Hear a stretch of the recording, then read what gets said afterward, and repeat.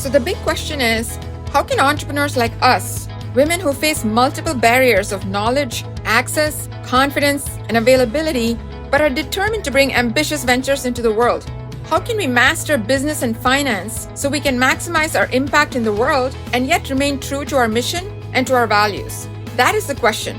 And this podcast will help you craft your own unique and powerful solution to this challenge. Hi, my name is Shubha Chakravarti, and this is Invisible Inc., the podcast for under-resourced women entrepreneurs. How do you transform a deeply personal, even traumatic experience into a transformational moment for thousands of other people? How do you scale personal change and impact so it manifests in behavior change that affects the bottom line? How do you package all of this into a real, economically viable and scalable business that does well, makes money, and promotes greater benefits across the spectrum? In this episode, academic turned entrepreneur Nassim Abdi, founder of Storybolt, talks about how she started with an idea that wouldn't let go and built an impactful and successful business step by step, how she learned everything about business from the ground up, and much more. Now, here's Nassim.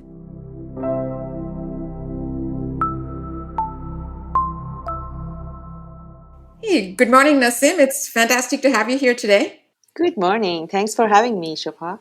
I'm fascinated with the story of Storybolt. What's the journey that brought you here? Yeah, thank you for asking this question. It's always the one that touches heart because it's the whole reason that I left everything else and started this crazy journey, I would call it, with all the ups and downs that the startup has.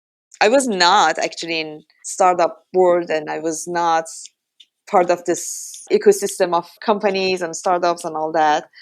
But because of a passion that I had, I decided and agreed to accept the challenge and start the platform. I was in academia, Shubha. I was teaching.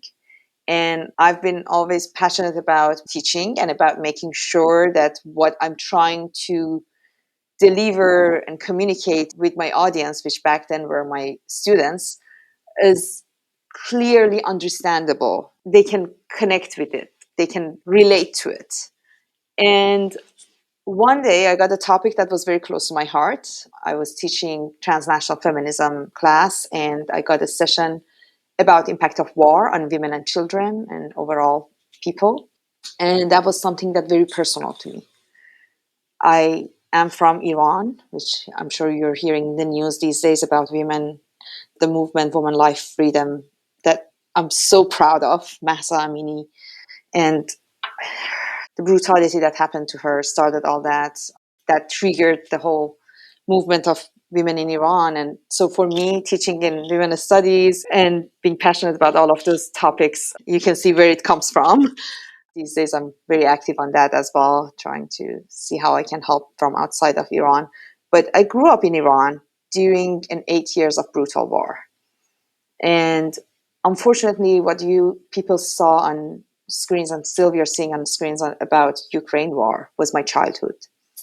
And I wanted to make sure that my students in the class who are US citizens and have vote rights and could do so much with their votes, I wanted to make sure they understand the impact of their votes and how important it is to really deeply understand the impact of wars around the world. So I thought to myself, okay, I'm going to go there.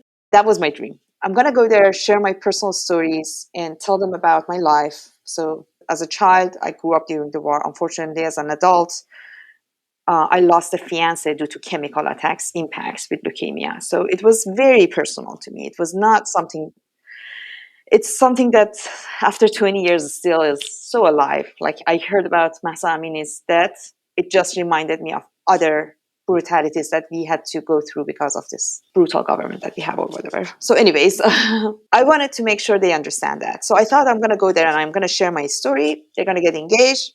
We're going to talk about theories a little bit. They're going to jump and say, we don't want to do another final paper. We don't want to do another exam. Let's do an active advocacy project. We want to do something about it. And none of that happened, Shubha. They were busy with their devices as I was talking about my own experiences. They were probably texting, or maybe they were overwhelmed or couldn't relate to my stories, whatever it was. I didn't even get proper eye contact. Only my 2 veteran students after the session came to me and we had a really great conversation because they lived it. They understood what I'm talking about. And that brought me this question of like, I want all of them to understand. Those of us who experienced it, we already lost so much because we experienced it. I want those who has not experienced it understand so we don't go through another one. And I started thinking, how can I really create that engagement? When was the last time that I was in a room with a group of people that we didn't have that shared life experience necessarily, but we got engaged in a very candid conversation, something beyond how is the weather, what's your neighborhood, or those kind of things. And I remembered something that I never thought going to be helpful like that in my life, but I happened to be the leading actress of a film that was featured on Netflix and got awarded at Venice Film Festival, got theatrical release in the US and Europe, not because of me, all of that because of a brilliant director, which, by the way, right now made a documentary about another brutality that has happened in Iran. And now we are coming as a team to see how we can bring that documentary to US and create impact with that. But the film, when I came as a grad student to US in 2003, already finished its theatrical show and was on Netflix. So as the leading actress of that film, wherever there was a screening, they wanted me to be part of the Q&A. And at first I was shy. Then I found it really great experience because I made my best friends through those Q&As. I started paying attention and learning that when you watch a human-centered story, there is a real muscle of empathy in our brain that gets triggered through different parts of our brain that starts working, visual, sounds, music, everything, that creates oxytocin. And that oxytocin gives us an opportunity to be completely open to a conversation, to connect with it, to walk in that person's shoes, to ask the right questions, get curious, and be an active listener. And these were all the things that I wished I could create for my students, right? For them to understand why war is terrorism, no matter how we define it. I decided to do my next session with something like the experience of film and screening of a film and talking to the filmmaker, storyteller. And I was lucky, a good friend of mine in Brooklyn, New York, made her first short documentary about this plastic surgeon in New York who dedicated his life to victims of war. And she traveled with him all around the world to train other surgeons around the world to do surgeries on victims of war, including a 4-year-old Iraqi boy whose head got disfigured in a car explosion, and the story was around him. So this documentary starts with a very heartbreaking scene, but also impactful scene of this little boy that goes to the mirror, look at himself, he doesn't recognize himself, and he starts crying. It's called Facing the Mirror, the documentary. And as soon as I started the class with that documentary, the first 30 seconds, they were gaze on a screen. I saw tears because they understood what I was trying to tell them about. With the war, you get lost with your life. You don't even recognize yourself. Your neighborhood is not the same. The person that you plan your future is not going to be there. You don't even know who you are, where you're going. And they couldn't really connect with that high level analogy of a war. But then they watched the little boy. I think all of a sudden it was like, I get it. And so the whole session, they were so engaged. They didn't touch their computers. They didn't touch their phones. And when the filmmaker joined on screen, she was so amazing. She said, absolutely, I will come. I would love to talk to your students. And they had brilliant questions to ask her. And then they said, you know what? We don't want to do another paper. How can we engage plastic surgeons in Indiana at Purdue? I was doing this session to this initiative that the doctor started. And that was the moment that I said, you know what? Where is this platform that we can meet stories and storytellers and we can for real understand all different topics in different areas? And I couldn't find it, so I said goodbye to academia, left my position, and started Storybolt. Wow. Just wow. I am speechless. I don't even know what to say. First of all, complete support to everything you're doing. Thank Total you. solidarity, especially with the women of Iran. I come from India. It's nowhere near that, but I'm very familiar with what you're talking about. So you have my full unstinted support for what you're doing, and thank you for that. Thank you, Shubhat. This is a revolution by women. I'm so proud of it. And I am standing behind it. So, what does Storybolt do from a business aspect? How did you translate that passion and Mhm. that vision into an actual business? So, what we are today, we are the enterprise platform that uses the power of stories, award winning documentary stories, and gamified data collection for companies' culture training and DEI sessions, diversity, equity, inclusion sessions, with the supporting analytics. So, the model is still the same. It's exactly what we did in my class. We started in academia, actually. We started with higher education. The platform started there. And very quickly we found that this is a pain that other part of market also is experiencing, and actually with less support. They are experiencing the same pain, but they don't have many options for them. So our platform today has more than 4,000 short documentary films from 112 countries around the world. And what we offer to these companies and corporations, our clients are mostly from 500 Fortune companies and mostly focus on financial institutions, but also have many others. And the business model is annual subscription. So it's like Audible for B2B.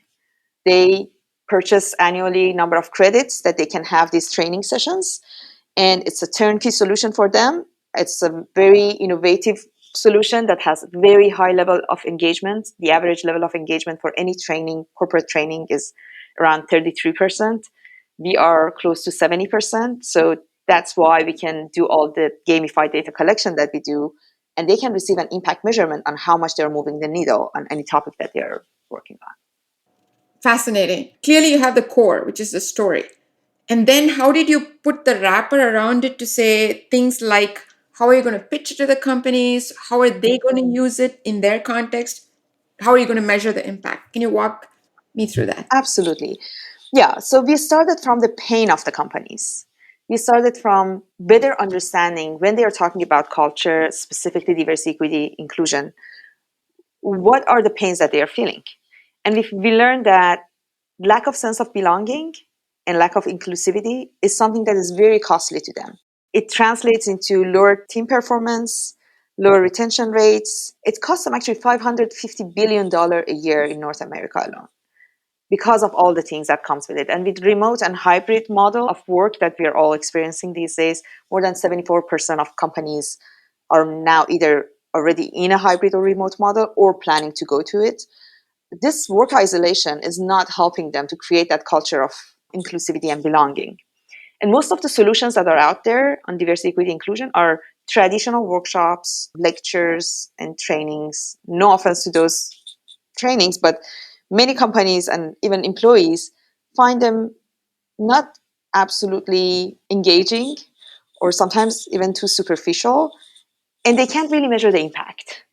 So, what our platform offers is exactly creating that engagement, but also getting data and understanding through gamified data collection, understanding how we are adding to the knowledge of participants, in what areas, what are the gaps, how can we expand and repeat in what areas.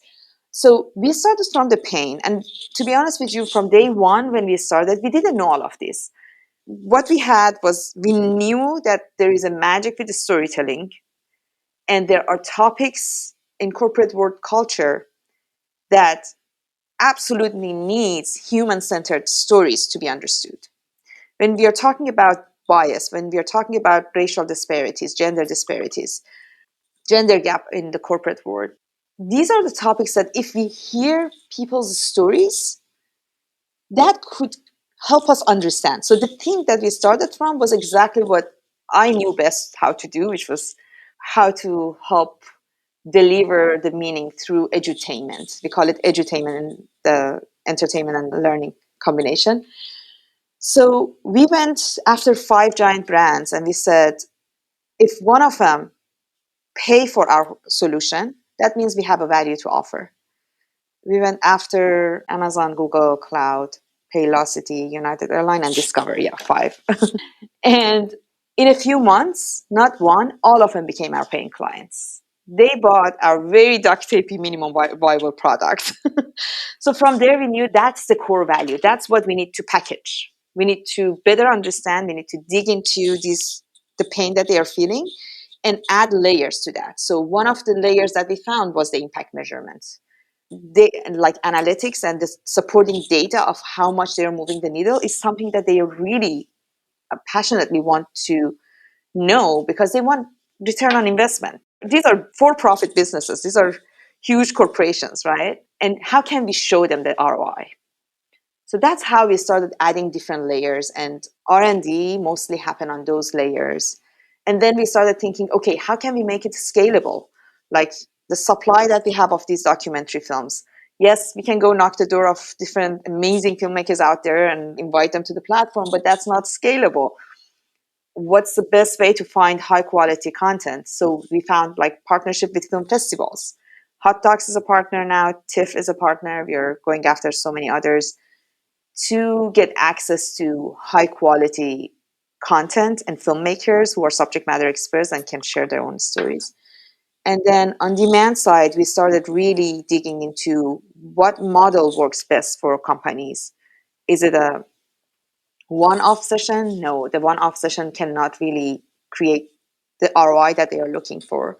So a subscription model through, right now we are focusing on employee resource groups, ERGs or BRGs, some of them call it. That's the grassroots sort of part of the corporations who are bringing the voice of employees. How can our model and our sessions, the subscription model, could give access to these ERGs to have engaging sessions, to add more members and add more meaningful conversations around those topics and new learning around those topics that they want to focus on. So that was how we started thinking about packaging and productizing it. My brain is like bursting with questions. I'm going to deep dive on a couple of them. The first is, to the extent that you're free to share, I know there's a lot of proprietary stuff. What were the top insights on the measurement aspect? What was the aha moment in terms of measuring impact? The measurement aspect, the metrics we are looking at these corporations, what they are trying to measure. The most important ones are the engagement.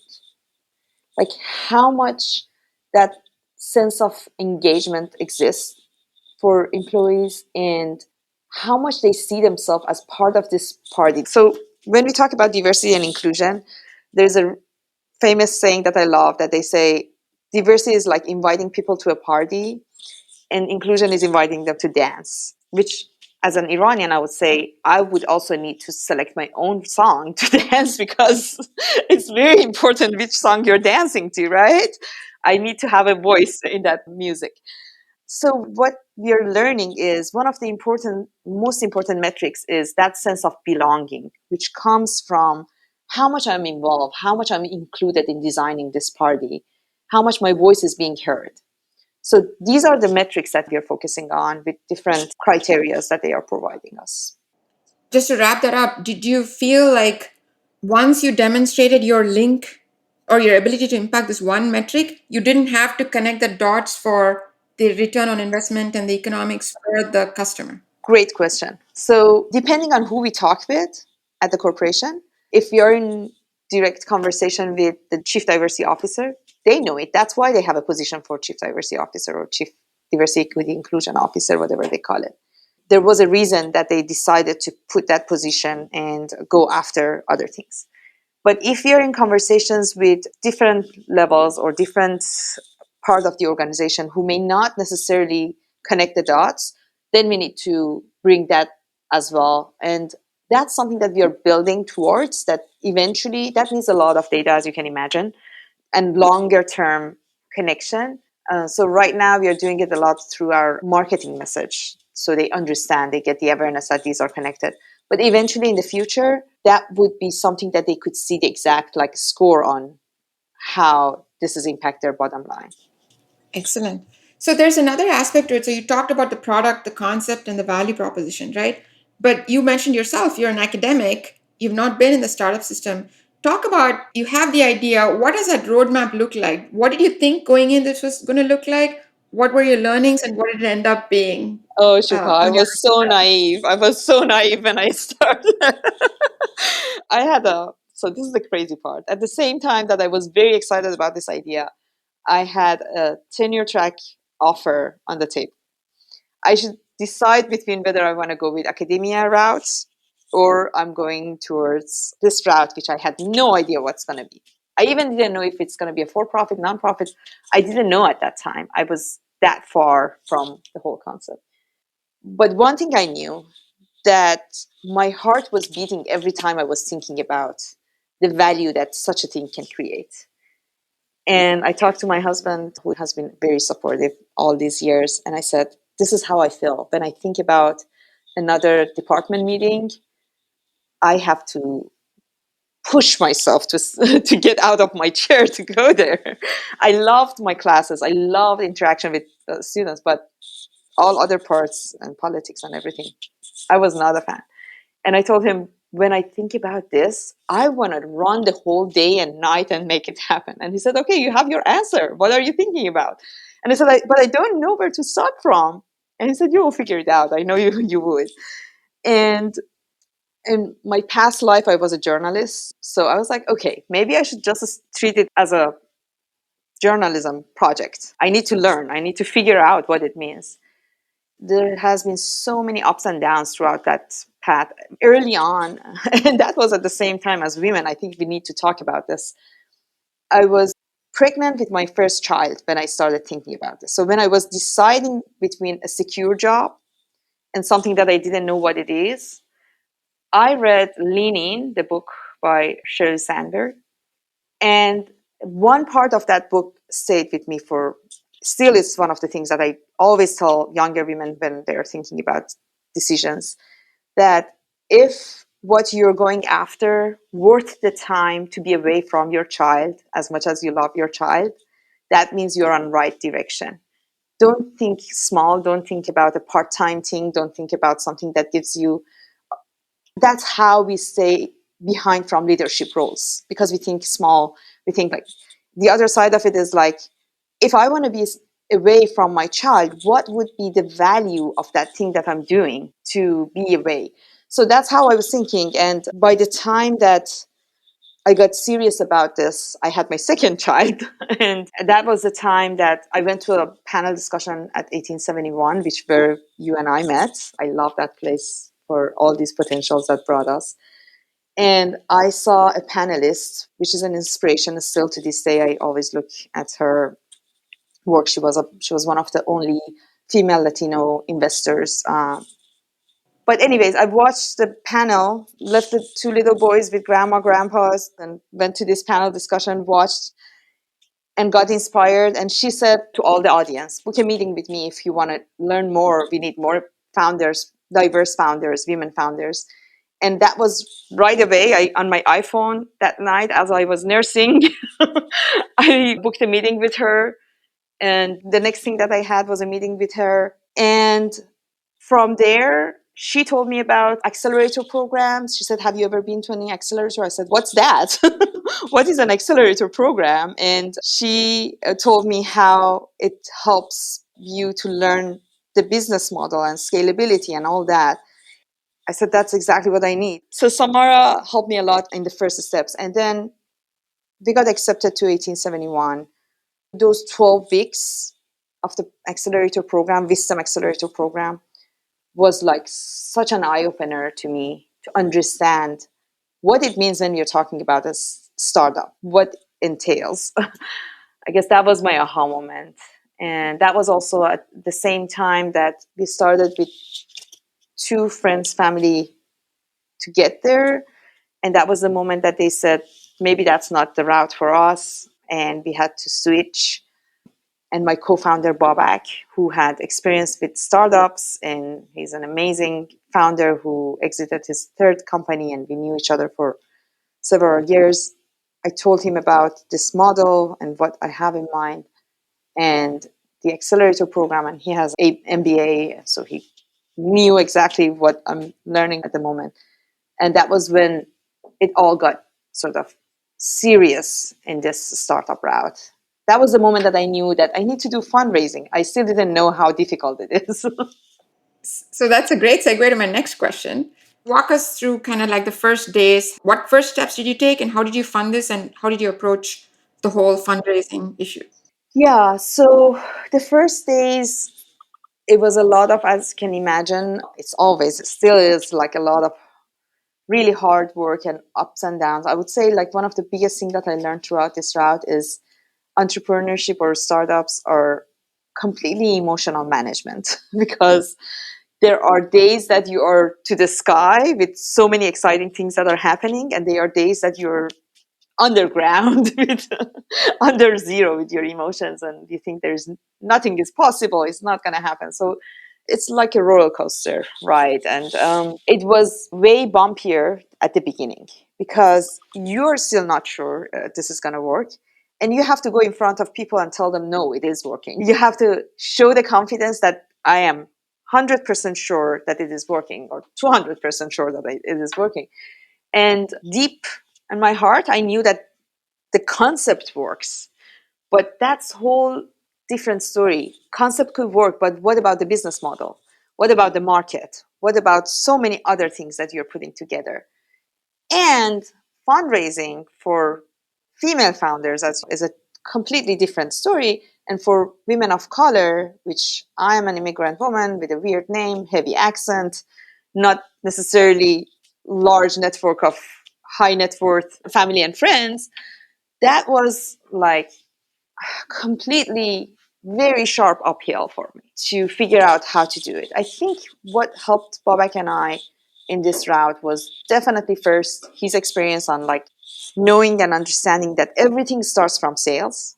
So to show any potential to anyone, we need to show that we are selling. This is something that has customers.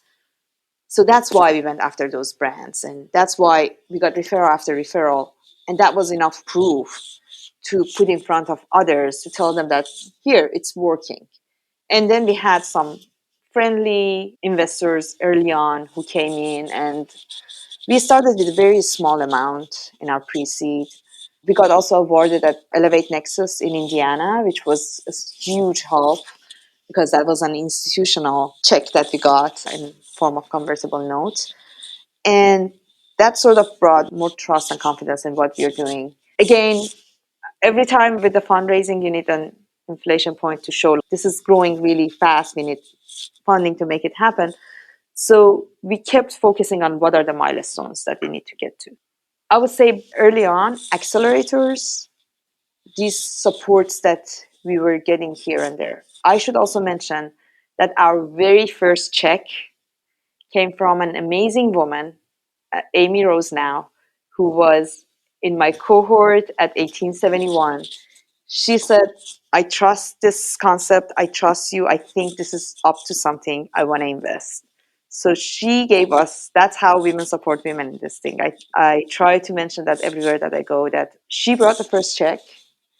I learned that I need to define terms. She was like, what are your terms? I said, what are my terms? What do you mean? And through the accelerator, I read the book Deals. That is a very helpful book about learning about different form of fundraising, convertible notes versus safes versus price rounds and all that. We got the first check, and then from there we got all others who came in and invested. You bring up a really interesting point, which is, I think, one that's very specific to women, which is everybody faces it, but women more so, is this fear and lack of knowledge around the financing of startups and just finance in general. What has been effective for you to get up to speed quickly and to learn and make sure that you're not wasting hours on Google University and instead going to the smart minds fast? Yeah, something that we learned hard way was it's really important. The same way that investors do their due diligence about you and they think about whether their investment thesis align with you, we need to do our due diligence and find out if these are the right investors that we are even investing our time to go after, right? So very early on, we thought we have to go after all investors. Anyone who said they are angel investors, we were trying to get a meeting with them. And then we found that we are wasting time by doing that. We have a very specific product with very specific goals. It's in the category of social impact because it's about culture change. And maybe not all investors are aligned with that. It has a very strong business model. We are right now contemplating being approached by some acquisition offers. That means that the business model is very strong. There is some concept of social impact that maybe not all investors are aligned. And very easily you get biased because I'm a woman. when I get in front of investors and I'm saying it out loud, I don't care anymore. I think we need to talk about these things. Because I'm a woman, very easily investors think that if a concept is closer to social impact, that means that's a nonprofit. Nothing wrong with nonprofits. I love nonprofits. That's what I spend most of my life in. But what I'm building right now is a very strong for profit that could 10x your money. So don't tell me that this is a nonprofit concept, right? So we learned that we need to be very picky about our investors. If there are such biases, if they're not familiar that there are female founders who can run for profits well, then they are not our investors and we should not spend time. So we narrowed down and we started going after other companies further out in their journey, but in the same space that we are, to find out who are their investors. And from there we found like what are the right batches that we need to go after.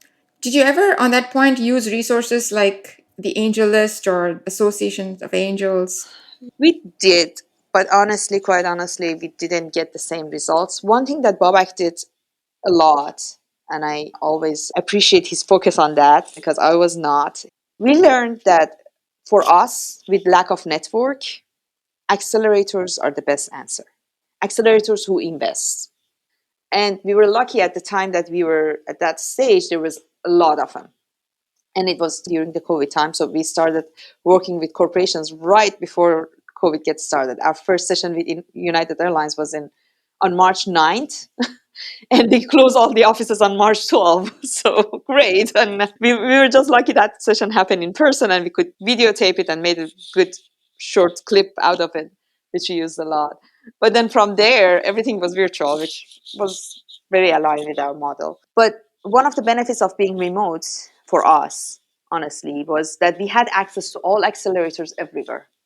Before COVID, these accelerators were regional. So if you're in Pittsburgh, you could go to an accelerator in Pittsburgh and get invested, but that's the only one that you could go to. And that was not aligned with the life of me as a mother or someone who has a busy life with other things. For younger generation, probably that would be fun to go to different cities and do this. But for us, it was not possible. So we were lucky that happened. So we got into several accelerators who also invested, one in Maryland, one in California. And that was one way to find some investors. Another way that we found investors were through networking in our local community. So the same way that Amy came in, which she's now helping other women become investors. That's her journey now in Chicago. Some of the folks in Chicago, we got introduced through 1871. We got introduced to angel investors in Chicago. I would say investment is all about trust, right? Either you build that trust through personal relationship that you build, or the accelerators, because they would vet you and evaluate you through a process that makes it easier. That was our experience. I'm sure there are so many other ways that people are. Yeah, but this is particularly relevant given your background. I'm sure a lot of other women entrepreneurs as well. So, a couple of things that I want to pick up on in the time we have left. One is you talked about being a woman of color, particularly one that didn't come from a pure business background. What were some of the external challenges you faced? You mentioned the assumption is it's a nonprofit, or the assumption is you don't know how to do a business model, whatever the case might be. What were those challenges, and what did you find effective in tackling those challenges? Yeah, that's a great question. Mostly the challenges that we face were mostly around lack of trust, right? So they couldn't really trust us, and maybe rightfully so, because like, am I gonna give my $100,000 to someone who has never touched a bookkeeping thing, or like, how can I do that?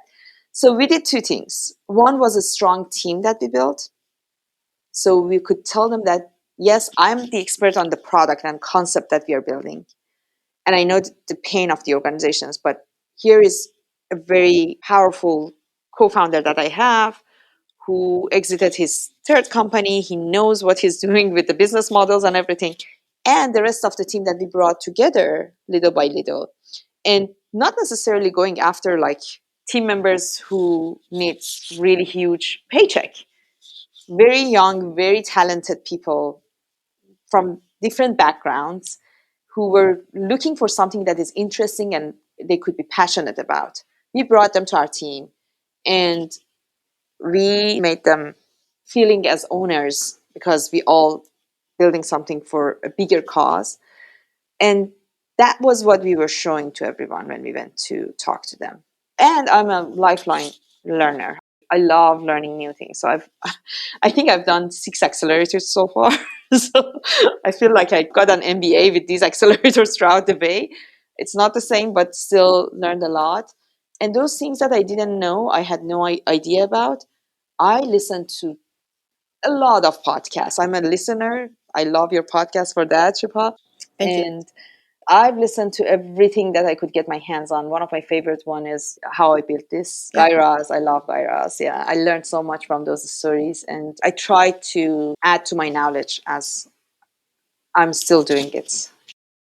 Having a team, demonstrating that you're a learner, and demonstrating the progress you've made were kind of key strategies to overcome this. I want to touch briefly on this co-founder concept, right? When did you decide to get a co-founder? How did you find the right one? How did you know it was the right one? And what are you doing to manage that relationship so that it's optimized for you, for the co-founder, and for the company? Yeah, that's a very good question. That's one of the most, I would say, most challenging part of building a startup is having the right co-founder. And I feel absolutely lucky and thankful. Actually, today is his birthday. Happy birthday, Babak. I sent him a message. I said, I feel so lucky that you were born. And when I started with this concept, I had people who were passionate about the concept, but not necessarily about the business route.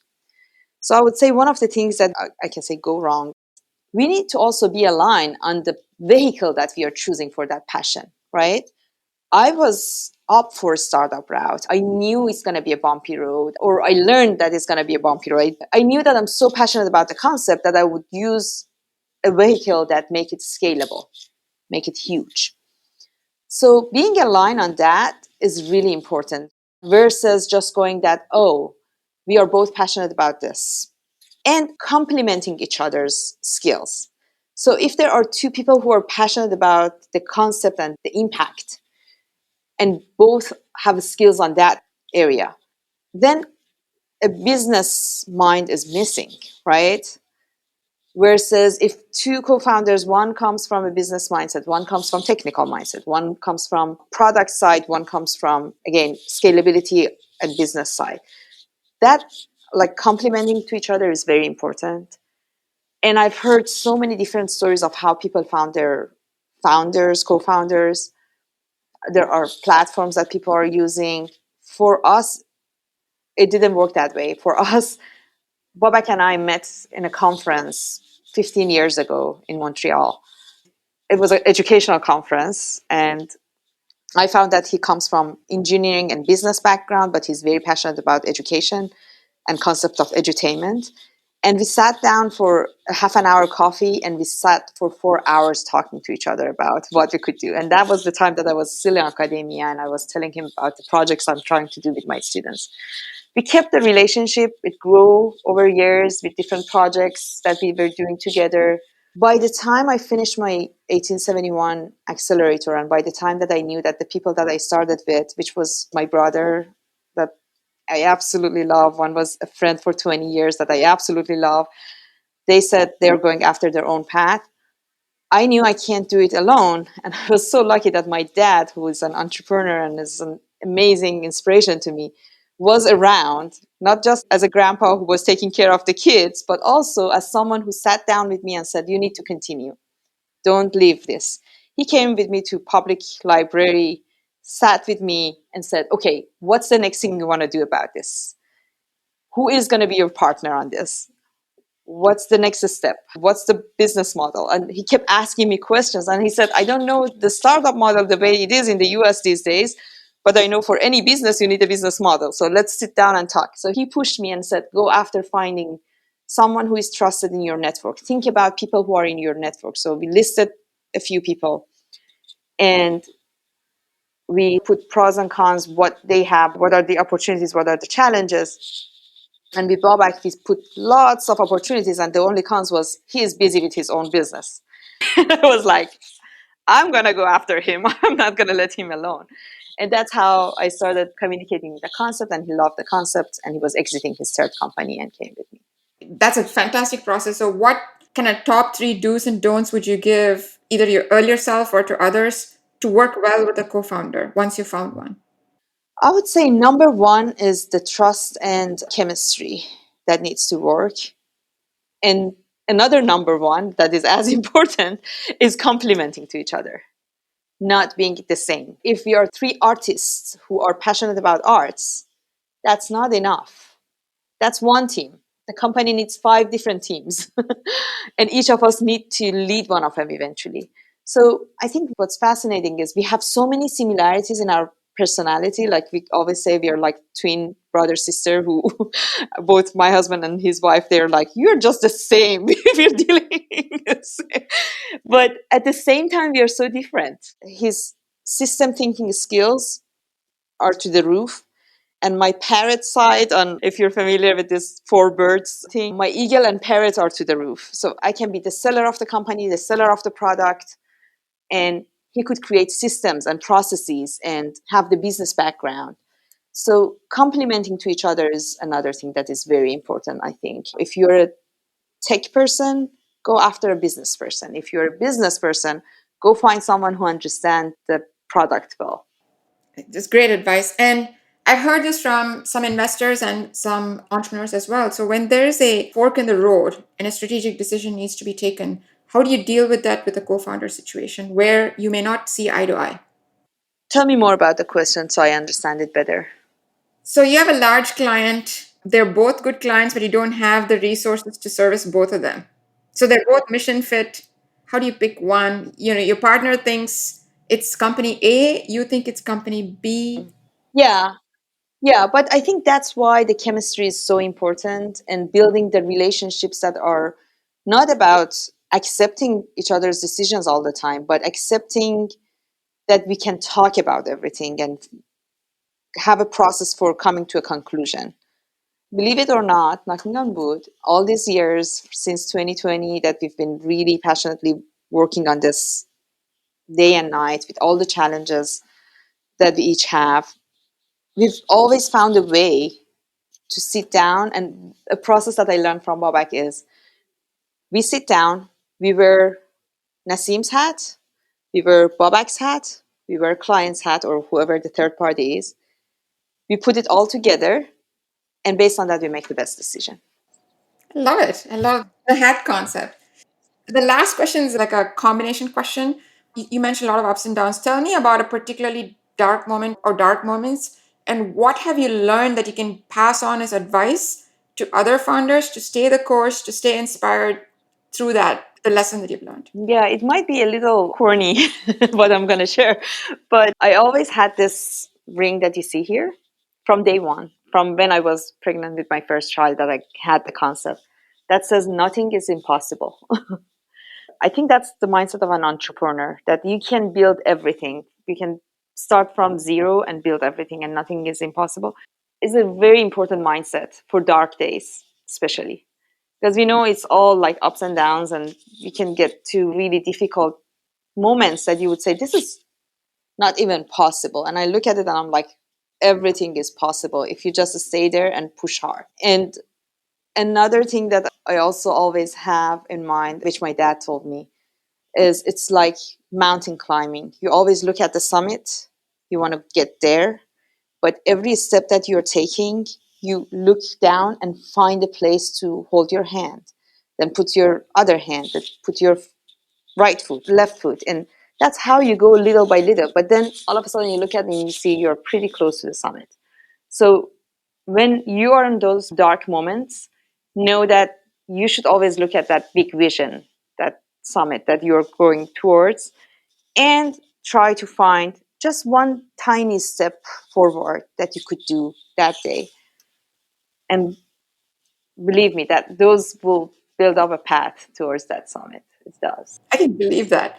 Is there anything you do differently starting over if you're on the same path trying to solve the same problem?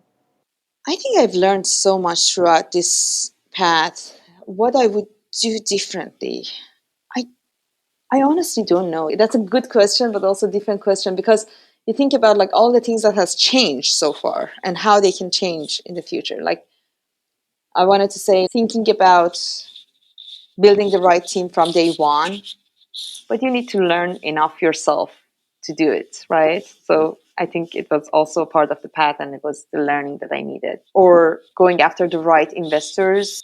It's changing every day. There was a time that it was not that easy to find the right investors. Thankfully, these days, the situation is getting a little bit easier. What I would continue doing is talking to many people, always being a learner and never think that you know it all, and always be ready to learn from your clients, from the people in your network, advisors, friends who have experiences in different worlds. Just always be open and learn and want to learn. That's the only thing that I keep reminding myself. Works for me. Thank you very much, Nassim. This has been a really moving conversation and an inspiring one. I really appreciate you taking the time, and I wish you all the best on all the exciting things that are going on right now. Thank you so much. Thank you so much, Shubha. I appreciate everything that you're doing for female founders. Thank you. Appreciate you. I was personally moved by my conversation with Nassim, by her intense focus on impact, her high level of self-awareness, and her ability to learn anything from scratch. As I reflected back on this conversation, 3 things stand out for me. First was her extreme openness to the how of bringing her idea to reality. She kept her options open about the exact business model and vehicle, whether it was a nonprofit or a for-profit, without being emotionally swayed at the get-go. This allowed her to objectively consider many options and ultimately pick the one that would best deliver the impact she was looking to create. Second, once again, we see the smart customer and market selection thinking that we saw with Aparna Ray at Moving Beyond. She zoomed in on the clients who had already demonstrated that they were ready to actually do something and were looking at the how of solving their problem. If they didn't have a chief diversity or innovation officer, it was a safe bet that she'd be educating them on the why, not providing a how. This care in selecting the right clients is absolutely critical for an early stage B2B startup. Third, she took a very thorough and systematic approach to building the right team and especially finding the right co-founder. She strategically put together product, business, and technology talent on her team. And in finding a co-founder, she capitalized on relationships she had built long before, but she preserved them even as she worked with multiple potential co-founders before finding the exact right fit for her business. So what's the one thing you can use to accelerate your own progress right now? Is it selecting the right business vehicle for your vision, being strategic about which customers you go after, or is it being smart about getting the right talent and the right co-founder to propel your progress? Thanks for listening to today's episode. We have show notes and more at achieve.co. That's achieve.co/podcast. Like what you heard? Hit subscribe and share with a friend. See you on the next episode. Now, go be an achiever.